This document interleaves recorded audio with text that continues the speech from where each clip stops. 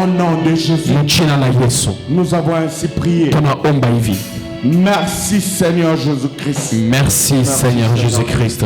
Amen. Amen. Nous pouvons nous rasseoir. Et nous acclamons très fort pour la parole.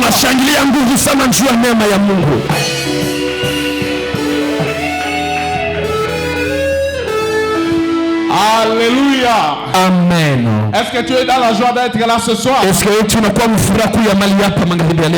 déjà je te remercie pour ta présence en ces lieux. Je sais que tu es occupé. Je sais que tu as des choses à faire. Et tu as pris le temps de venir écouter la parole du Seigneur.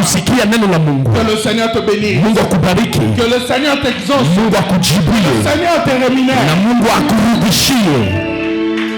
Tu sais, la parole dit dans Hébreux 6:12, car c'est pas la foi et la persévérance que beaucoup héritent des promesses.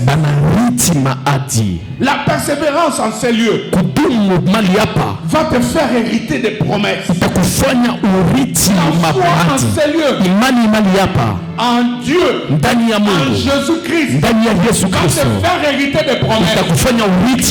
Moi j'en suis témoin. Je suis le bénéficiaire de l'héritage de Dieu. Mon père est de conditions modestes. Je le répète toujours. Mais Dieu m'a donné un héritage. Et je ne peux pas m'arrêter. Et témoigner. Alléluia. Amen. Alléluia. Non, je ne sais pas pourquoi l'esprit m'amène là-bas. Vous savez, à un moment donné, j'étais encore au secondaire. Non, je pense que j'étais à l'université. Un jour, mon père m'a appelé. Il m'a amené dans son bureau. Parce que moi, je suis l'aîné des garçons. C'est-à-dire, c'est moi qui suis l'héritier. L'héritier au-dessus même de ma grande soeur. Alors mon père m'appela. Il me fait entrer dans son bureau. Il voulait me faire voir ses avoirs. C'est bien. Il a ouvert un livre. Il m'a montré les documents parcellaires. Et il m'a montré l'argent qu'il possédait comme je peux dire, comme bien, comme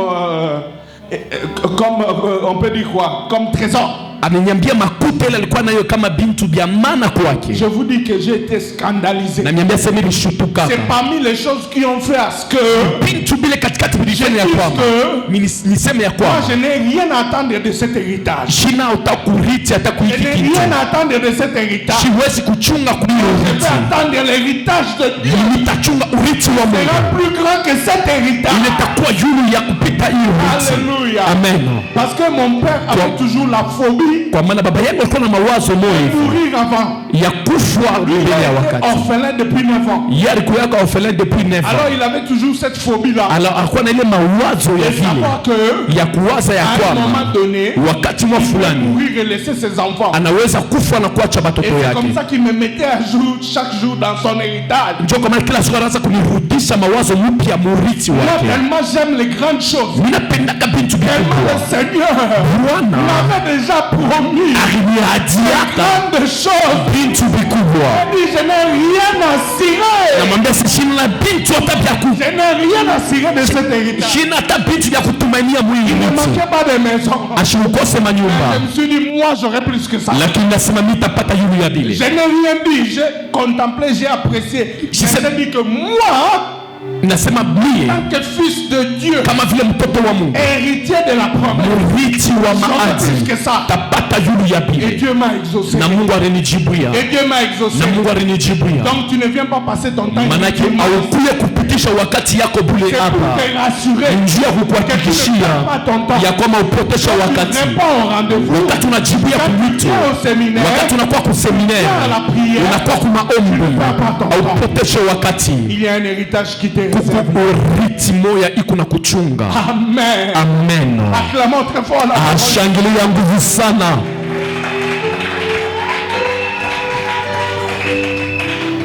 Alors bien aimé, asa mpendwa, le thème de notre séminaire, kishina kia séminaire yetu, l'esprit de don. Asema roho ya mazawadi. L'esprit de don. Roho ya mazawadi. Pourquoi pas les dons spirituels ou les dons de l'esprit? Njua nini mazawadi ya kiroho wala zawadi ya kiroho?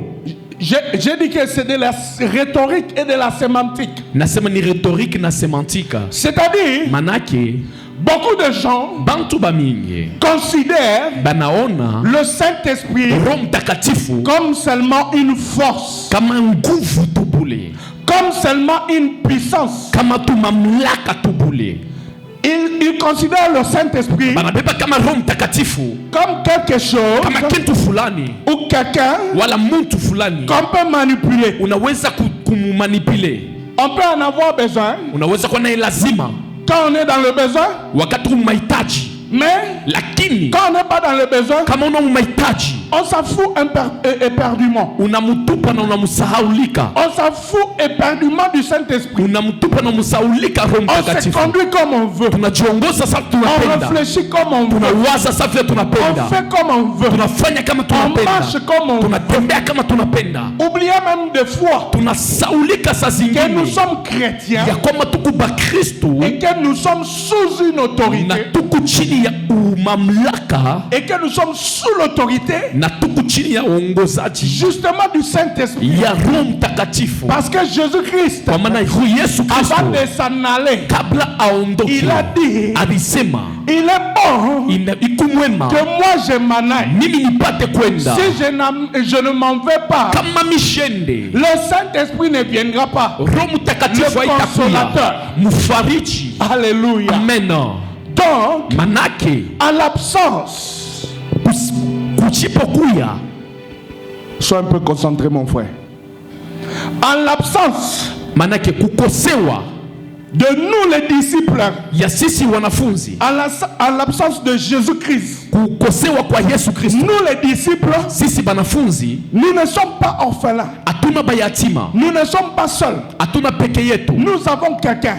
Nous avons le Saint-Esprit qui nous conduit comme Jésus-Christ conduisait ses disciples. Alléluia. Amen. Non, tu n'es pas seul. Laisse-moi te consoler. Tu n'es pas seul. Vous allez voir dans le développement. Je vais vous expliquer ça dans les détails. Même dans la souffrance, même dans la misère, même dans la prison, ce qui n'en était le cas de Joseph. C'est justement le Saint-Esprit qui l'a aidé dans la prison, qui lui a donné l'interprétation des songes et qui était la clé pour puisse sortir de la prison. C'est le Saint-Esprit. Donc dans le noir de ta vie, dans les sombres séjours de ta vie, pense toujours, réfléchis toujours que tu n'es pas seul.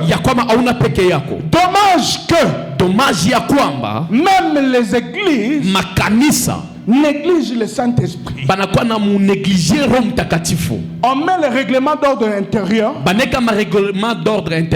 qui conduit l'église. Le Saint-Esprit, on le met dans le placard, on le met dans le tiroir. Et quand nous allons approcher de la Pentecôte, nous invoquons le Saint-Esprit pour baptiser, pour faire son œuvre, pour se manifester. Mais tout toute l'année, même les églises sont filles du Saint-Esprit. Alléluia. Amen. Mais heureusement, gloire à Dieu, nous ici, nous invoquons, nous implorons, nous cherchons, nous pleurons, nous soupirons après le Saint-Esprit. Chaque jour, chaque manifestation, chaque moment, nous demandons au Saint-Esprit de venir nous secourir. Et ma prière est que ça soit aussi levé de ton cœur, ça soit aussi le rythme de ta vie, ça soit aussi le rythme de ton chemin. Amen. Amen. Non, le Saint-Esprit me donne un témoignage avant d'entrer dans le vif du sujet. Vous savez, quand j'ai commencé mon travail, où je suis maintenant, j'ai été menacé. J'ai été menacé parce que c'était un nouveau travail que je n'avais jamais fait. Je connaissais quelques principes de la comptabilité qu'il fallait appliquer. Mais le nom du travail, je ne le connaissais pas. Je ne l'avais jamais fait. Alors sous la menace, on m'avait menacé. Le chef m'avait dit, si dans 6 mois, parce que la période d'essai c'est 6 mois. Pour les cadres. Si dans les 6 mois, tu n'arrives pas à résoudre les problèmes, nous allons rompre le contrat.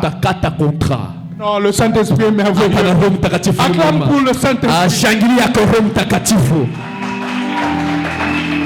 Si dans les 6 mois, tu n'arrives pas à résoudre le problème, j'ai envie de pleurer. Nous allons rompre le contrat. Et imagine, je venais de commencer le travail, je fais venir ma famille. Comment j'allais vivre? Regardez cette menace. Alors un jour, quand j'étais en train de travailler, le Seigneur a mis en moi la parole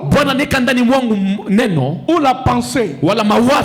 Il a dit, demande. En fait, c'était une prière que moi-même je n'avais pas faite. Mais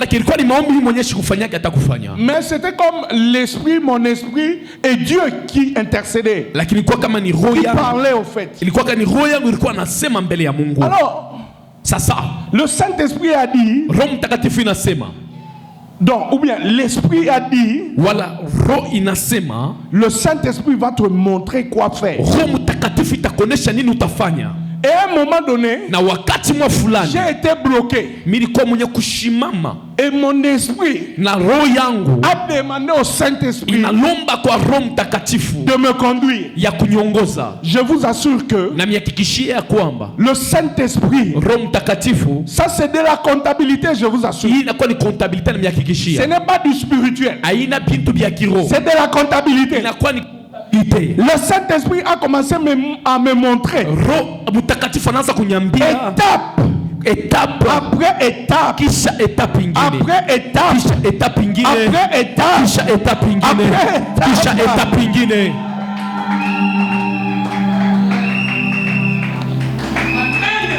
Jésus.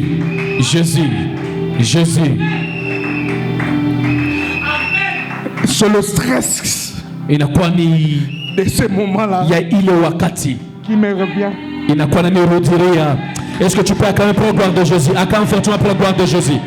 Acclame fortement pour la gloire de Jésus. Ah oui, que ce Dieu est bon. Le Saint-Esprit a commencé à me montrer les étapes de la réconciliation. Je vous assure, je n'ai fait que suivre. J'ai appliqué sur le premier compte, sur le deuxième compte, sur le troisième, le quatrième, sur tous les comptes. Et à la fin des 6 mois, parce que j'avais commencé en décembre, donc les 6 mois s'arrêtaient en juin. un de ces 4 jours, siku moja hivi, un jour normal, siku moja kawaida, comme tous les jours, kama vile masiku comme yote, ce que le Seigneur a kama fait. vile Bwana alifanya. Mon chef m'appelle. Chefu yangu ananita, Il m'appelle dans le bureau. ananita mu ofisi yake. Je ne savais même pas de quoi il m'appelait. Sijuaga tanto nini ananitia. Il ouvre le livre de comptes. Anafungula kitabu cha Il makonzi. dit Madison, Ananyambia Madison, nous avons constaté tunaangalia que tu as résolu le ya problème. kwamba unajibia kwa matatizo. Tunakupa ce travail. hii kazi. Acclame très fort. Ah, shangilia, shangilia, shangilia. Wow. Que ce Dieu est bon. Le Saint-Esprit Roho Mtakatifu ne se limite pas qu'à des choses spirituelles. ashinisimamie kubitu paka bya kiroho. Il n'est pas seulement dans le spirituel. Ashina tu paka mubitu bya Il est kiroho. dans le naturel, Eku mubitu bya kawaida. dans le Na surnaturel, bintu bya kiroho. dans l'infiniment petit, Eku mubitu mwa bya chini. dans l'infiniment grand. Na bintu mwa bya yulu sana. Alléluia. Amen. Tu n'as pas besoin Hauna na lazima d'entrer dans les sciences occultes ya kuingia mu science occulte. comprendre la science, Njo olewe kisiansa. pour maîtriser les phénomènes naturels, Juu ya kumaîtriser bintu bya pour naturel. maîtriser la nature. Juu ya kumaîtriser Tu nature. n'as pas besoin d'entrer dans les sciences Hauna occultes. lazima ya kuingia ma science occulte. Connecte-toi seulement. Wenjiambatanishe tu paka. Connecte-toi seulement. Ambatanishe tu paka. Connecte-toi seulement Wenjiambatanishe tu paka. au Saint-Esprit. Kwa Roho Mtakatifu. Au Saint-Esprit. Kwa Roho Mtakatifu. Même pour la cuisine, maman. Hata njuu ya mpishi mama. Tu sais, des fois, Unajua mara mingi il y a des choses qu'on fait même dans la cuisine. huku bintu tunafanyika hata mkuzini. Toi, tu crois que c'est toi. Wewe unawazia sasa ni Mais wewe. c'est le Saint-Esprit. Lakini ni Roho Mtakatifu. Alléluia. Amen. C'est le Saint-Esprit. Ni Roho Mtakatifu. Même dans l'intimité, Hata mubintu bya le kufuchama. Saint-Esprit est là. Roho Mtakatifu Il peut te eko guider. mule. Anaweza kukuongoza. Il peut te diriger. Anaweza kukuongoza. Alléluia. Amen. Entrons dans le vif du sujet. Tuingie mkishina J'ai kitu. beaucoup de témoignages là-dessus. Mina maushuda ya mingi yulu. Le temps nous donnera l'occasion. Lakini wakati siku moja tutaifafanushia. Prenons le livre de Genèse Tukibebe kitabu kia Mwanzo. au chapitre 1, Chapitre yake ya kwanza. de 1 à 3. Mwanzo paka 3. Nous allons sauter. Tutaluka. Nous allons lire Tutasoma tena. Apocalypse 22, 1. Ufunuo 21. Genèse Mwanzo 1, mstari yake ya kwanza 1 à 3. kuanzia pa kwanza paka ya 3 Et Apocalypse na Ufunuo 22, 1. 22 mstari yake wa kwanza. Entre parenthèses, Kwa neka entre parenthèses, je vais te dire que napenda kuambia kwamba les gens, quand ils veulent parler du Saint-Esprit, bantu kama banapenda kusemezea Roho Mtakatifu ils vont souvent directement au Nouveau Testament. banendaka karaka kwa deja agano mupya, Mais ils oublient que lakini banasaulika ya kwamba le Seigneur, Bwana Dieu lui-même, Mungu peke yake s'est présenté alijionesha en ces 3 personnes kwa bantu batatu dès le commencement kuanzia mwanzo et même jusqu'à la fin. na mpaka mwisho. Le Seigneur s'est manifesté Bwana alijionesha en ces 3 personnes kwa bantu watatu dès le commencement kuanzia mwanzo et jusqu'à la fin. mpaka mwisho. Que tu crois ou non Waminie wala hapana, à la Trinité kwa bantu watatu ou à la divinité, wala kubumungu comme certains le disent, kavile bingine banasema, mais sache-le, asema yuwayo c'est un fait. ni ya kufanika, C'est un fait réel. ni ya kufanika. C'est comme quand on te dit 1 plus 1 égale 2. Nakwambia 1 plus 1 ni inaleta Tu ne 2, peux pas avoir 3. hautaweza kupataka 3. Alléluia. Amen. Alors, Sasa lisons la parole de Dieu. tusome neno la Mungu. Nous pouvons nous lever. Tuzoshimama.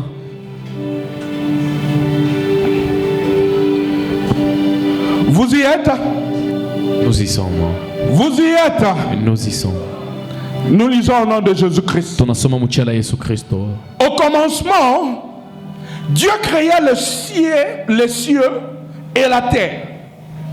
La terre était informe et vide. Il y avait des ténèbres à la surface de l'abîme et l'Esprit de Dieu se mouvait au-dessus des eaux. Dieu dit que la lumière soit et la lumière fut. Amen. Apocalypse 22, 1. Et il me montra un fleuve d'eau de la vie, limpide comme du cristal, qui sortait du trône de Dieu. Amen. Et de l'agneau. Amen. Amen. Nous pouvons nous rasseoir. Acclamons très fort la parole du Seigneur.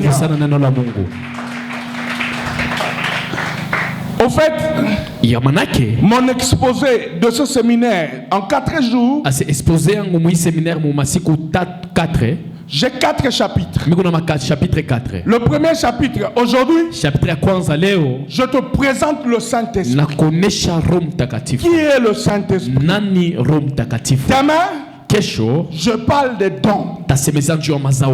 Après-demain, nous allons faire la différence entre les dons et les talents.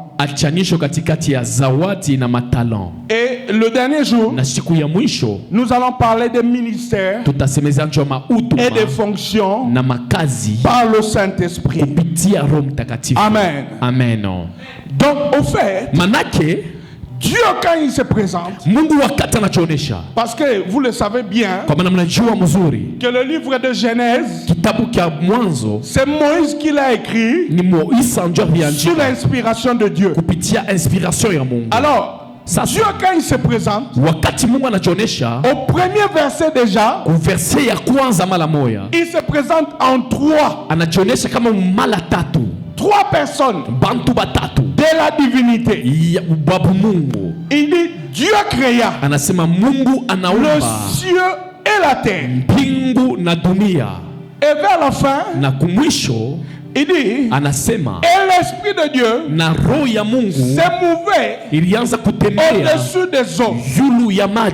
Jean 1 maintenant vient expliquer. Parce que dans Genèse 1, 1 à 3, vous ne voyez pas la présence de la parole qui est Jésus-Christ. Et Jean maintenant, qui a eu la révélation différente de tous les autres disciples,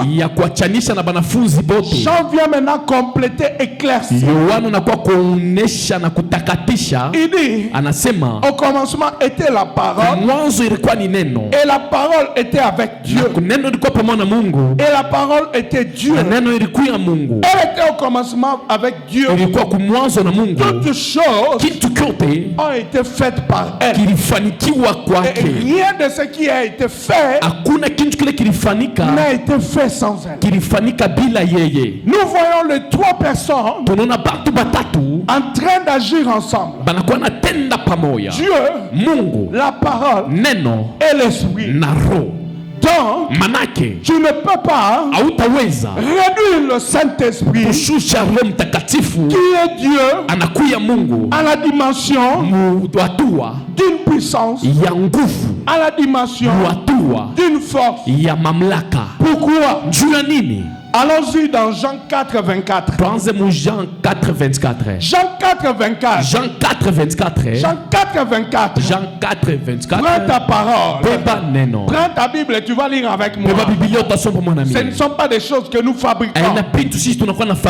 Nous sommes comme des avocats devant un tribunal. Il y a un juge. Il y a des assesseurs. Il y a des témoins. Les témoins, c'est la parole. Nous lisons. Dieu est esprit. Il faut que ceux qui l'adorent l'adorent en esprit et en vérité. Alléluia. Amen. La Bible dit clairement Dieu est esprit. L'esprit de Dieu, l'esprit de Dieu, c'est ça le Saint-Esprit. Et c'est lui qui est Dieu. Alors, si tu veux encore plus de précision, je te conduis dans l'histoire d'Anania et Saphira.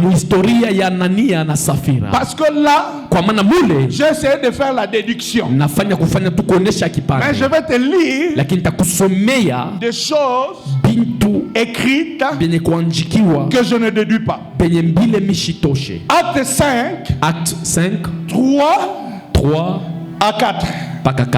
Vous connaissez bien l'histoire d'Ananias. Si tu ne le connais pas, je vais te le répéter. En bref. Pierre lui dit, Ananias, pourquoi Satan a-t-il rempli ton cœur au point que tu montes au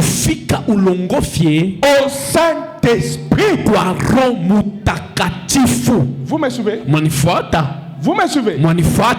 Il dit, je répète la phrase. Pierre lui dit, Ananias, pourquoi Satan a-t-il rempli ton cœur au point que tu mentes pas à Dieu, mais il dit, c'est écrit noir sur blanc au Saint-Esprit. Notez ça. Nous descendons.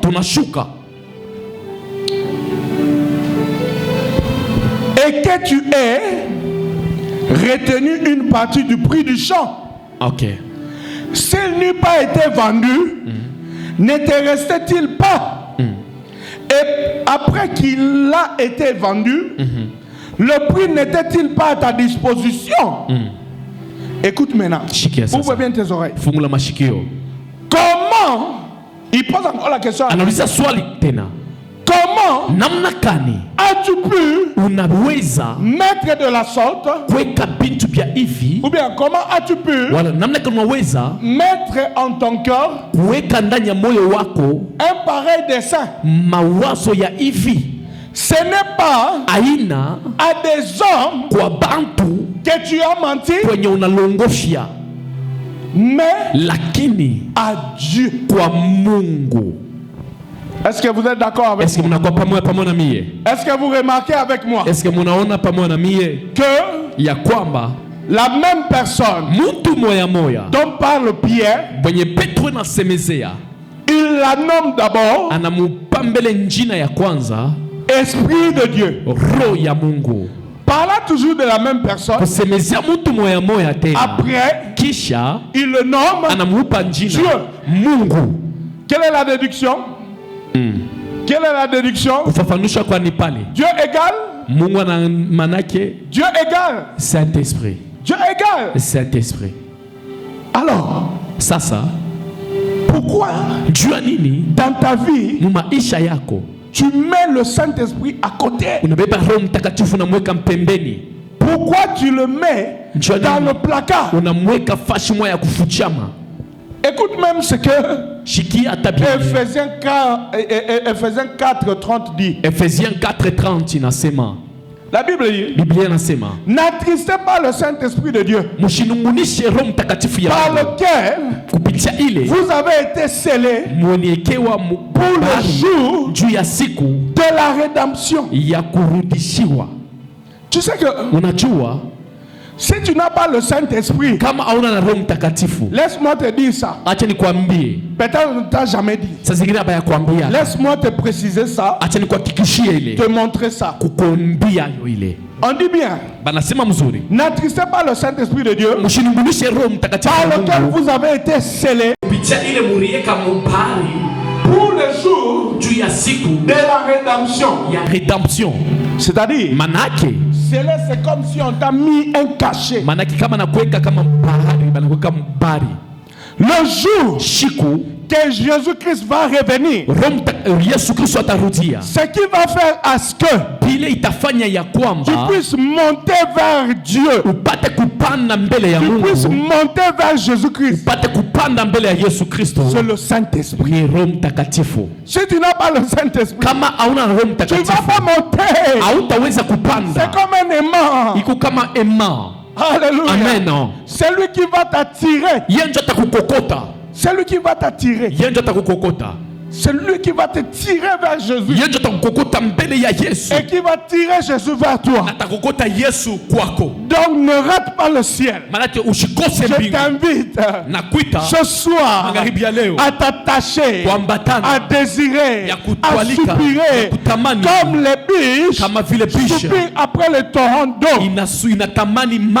Comme les servantes soupirent après leur maîtresse.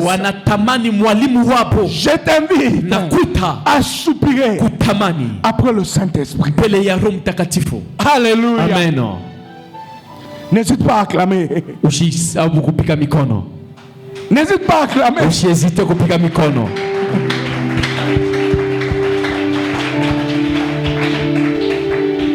Donc, le Saint-Esprit, moi, en d'autres termes, je dis, c'est Jésus-Christ au milieu de nous. Bien que Jésus-Christ et le Saint-Esprit ont des fonctions différentes en certains temps et en certains lieux et se confondent souvent. Mais moi je me dis, en tant que disciple, le Saint-Esprit, c'est Jésus-Christ vivant en seul temps-ci, avec moi, au milieu de nous. Donc si j'ai besoin de quelque chose, je n'ai pas besoin de tergiverser. Je vous ai cité des prières qu'on a exaucées ici par des simples paroles. L'autre jour, il y a beaucoup de témoins dans la salle. Nous avons demandé simplement par des paroles simples, pas des paroles faibles. Nous avons dit, nous avons prié. Dieu, nous voulons que demain, il y ait de nouvelles voitures. Qu'il y ait de nouvelles voitures dans notre parking là.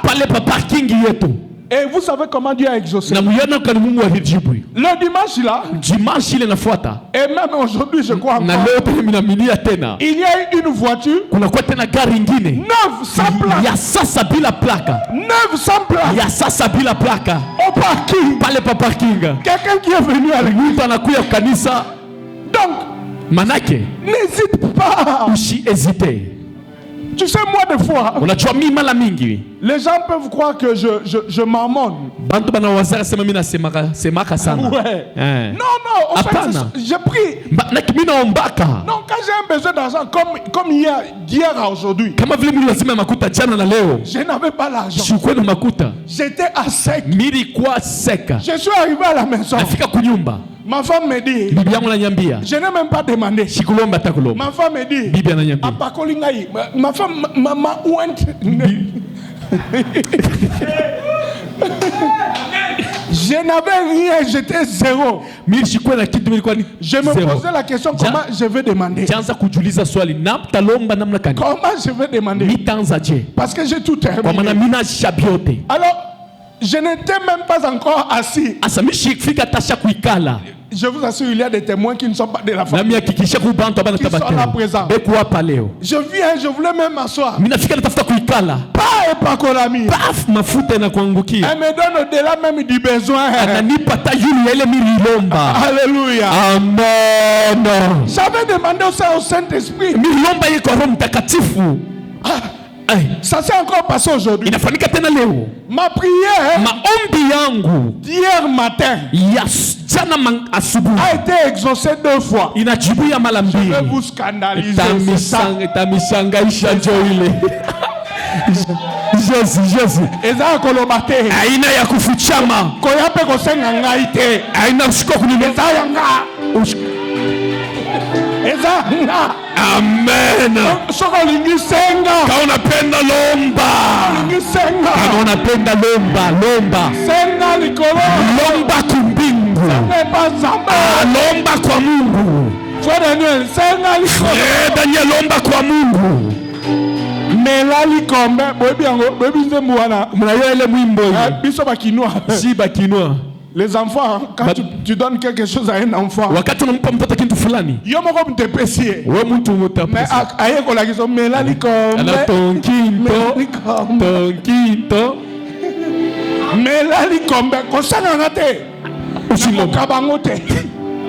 je vous dis déjà. Alléluia. Amen. Demande au ciel. Amen. Demande au ciel. Demande au Saint-Esprit. Le ciel même c'est loin. Demande au Saint-Esprit. Alors nous atterrissons. Il y a beaucoup de versets. Mais je veux vous partager le texte de mon message dans le groupe des ouvriers. Et même si tu n'es pas encore ouvrier, tu peux demander à quelqu'un qui est ouvrier. Tu vas prendre le texte. C'est vraiment édifiant. Moi-même, j'ai été dans la joie quand j'ai constaté ce que le Saint-Esprit m'a donné pour lui présenter. Alléluia. Amen. Non, ne considère pas le Saint-Esprit comme une puissance, comme une force. En fait, quand Acte 1:8 quand Acte 1:8, attendez, je le retrouve dans mon texte. Mais vous recevrez une puissance, le Saint-Esprit survenant sur vous, et vous serez mes témoins à Jérusalem, dans toute la Judée, dans la Samarie, et jusqu'aux extrémités de la terre. La force dont parle ce passage ici, les exégètes le traduisent par l'onction.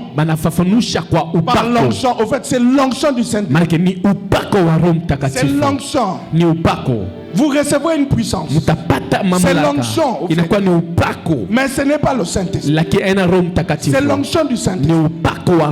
Alors, je t'invite à t'attacher très fort. À t'attacher trop fort au Saint-Esprit. Parce que il sonde les profondeurs de Dieu et les profondeurs de ton cœur.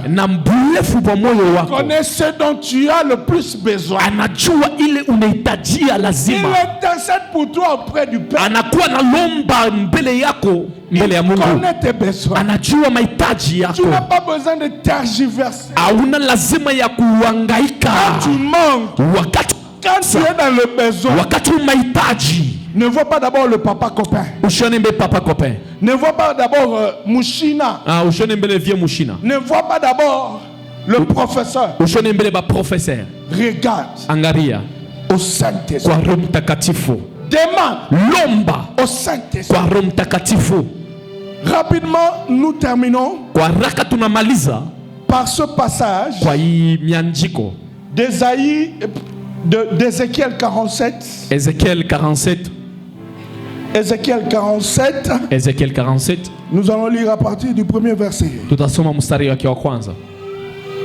Ézéchiel 47. Ézéchiel 47. Et nous allons prendre aussi Ésaïe 55. Ésaïe 55. Ézéchiel 47. Ézéchiel 47. Je vais juste vous montrer une réalité. Je vais lire rapidement. Et nous clôturons par là. La parole de Dieu dit: il me ramena vers la porte de la maison. Et voici de l'eau sortait sous le seuil de la maison, à l'orient. Car la face de la maison était à l'orient. L'eau descendait sous le côté droit de la maison, au midi de l'autel. Il me conduisit par le chemin de la porte septentrionale, et il me fit faire le tour par dehors jusqu'à l'extrémité de la porte orientale. Et voici, l'eau coulait du côté droit. Lorsque l'homme s'avança vers l'orient, il avait dans la main un cordeau et il mesura 1000 coudées. Il me fit traverser l'eau et j'avais de l'eau jusqu'aux chevilles. Il mesura encore 1000 coudées et me fit traverser l'eau et j'avais de l'eau jusqu'aux genoux. Il mesura encore 1000 coudées et me fit traverser et j'avais de l'eau jusqu'aux reins. Il mesura encore 1000 coudées.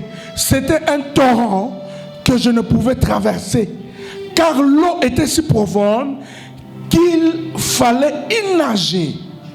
C'était un torrent qu'on ne pouvait traverser. Il me dit, as-tu vu, fils de l'homme? Il me ramena au bord du torrent. Quand il me ramenait, voici, il y avait sur le bord du torrent beaucoup d'arbres de chaque côté. Il me dit, cette eau coulera vers le district oriental, descendra dans la plaine et entrera dans la mer. Lorsqu'elle se sera jetée dans la mer, les eaux de la mer deviendront saines. Tout être vivant, écoutez maintenant, tout être vivant qui se meut vivra partout où le torrent coulera. Et il y aura une grande quantité de poissons, car là où cette eau arrivera, les eaux deviendront saines et tout vivra partout où parviendra le torrent. Yes. Amen. Amen. Acclamons la parole du Seigneur. Acclamons la parole du Seigneur. Wow. Écoutez maintenant comment Esaïe 55. Isaïe 55. Esaïe 55, le verset 1 rend ça. Esaïe 55. 55, 1. 55. Écoutez maintenant comment il rend ça. Il dit, vous tous qui avez soif, venez aux eaux. Même celui qui n'a pas d'argent, venez acheter et manger. Venez acheter du vin et du lait sans argent, sans rien payer. Amen. Amen. Donc, Manake. La vie en abondance, c'est par le Saint-Esprit. C'est par le Saint-Esprit. Il n'y a pas une vie en abondance sans le Saint-Esprit. La Bible dit, partout où cette eau ira, il y aura la vie, il y aura l'abondance, les eaux seront saines, il y aura beaucoup de poissons. Alléluia. Amen. Quand tu fais la pêche miraculeuse, que tu en vois beaucoup, rien que par le Saint-Esprit. Il n'a pas de limite. C'est comme le pasteur Bob le disait. Onction sans limite. Unlimited. Amen. Unlimited, anointed. Alléluia. Amen. L'onction sans limite. Dans tous les domaines, il agit. Si tu veux l'abondance, en fait, quand tu regardes ta vie, tu vois que tu es sec. Tu ne produis pas l'argent. Tu n'es pas marié. Tu n'as pas le travail. Tes enfants ne vont pas à l'école. Tu ne prends pas soin de ta femme. Tu n'as pas de travail. Vous ne faites pas de commerce. Vous n'avez rien. Hey. Sasa. Une seule solution. Le Saint-Esprit. Le Saint-Esprit. Parce que Esaïe 47 dit, partout où il va, il laisse l'abondance, il laisse la verdure, il laisse l'abondance, il laisse la verdure, beaucoup de poissons. Alléluia. Amen. La vie en abondance, c'est par le Saint-Esprit. Ne rejette pas, ne néglige pas le Saint-Esprit. Appelle-le chaque jour, demande-le chaque jour. Et alors, pour terminer, Comment recevoir le Saint-Esprit?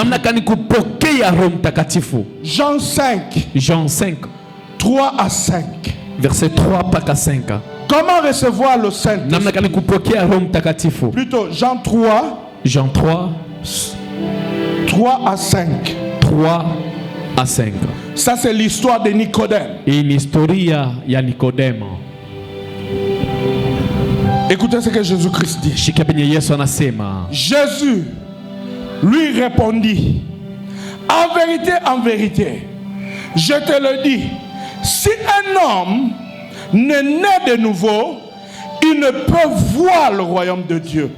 Nicodème lui dit, comment un homme peut-il naître quand il est vieux? Peut-il rentrer dans le sein de sa mère et naître? Jésus répondit, en vérité, je te le dis, si un homme n'est né d'eau et d'esprit, il ne peut entrer dans le royaume de Dieu. Amen. Amen. Pour recevoir le Saint-Esprit, il faut recevoir Jésus-Christ comme Seigneur et Sauveur. Et quand tu le reçois comme Seigneur et Sauveur, c'est alors que tu reçois aussi. C'est alors que l'Esprit de Dieu entre en toi. La présence de Dieu entre en toi. En fait, tu n'es pas encore rempli, mais tu as déjà le Saint-Esprit. Parce que le Saint-Esprit est Dieu. Quand tu reçois Jésus-Christ, le Saint-Esprit entre en toi. Acclamons la parole du Seigneur. L'herbe sèche. Amen. La fleur tombe. Amen. Mais la parole de Dieu demeure éternellement. Amen. Acclamons la parole du Seigneur.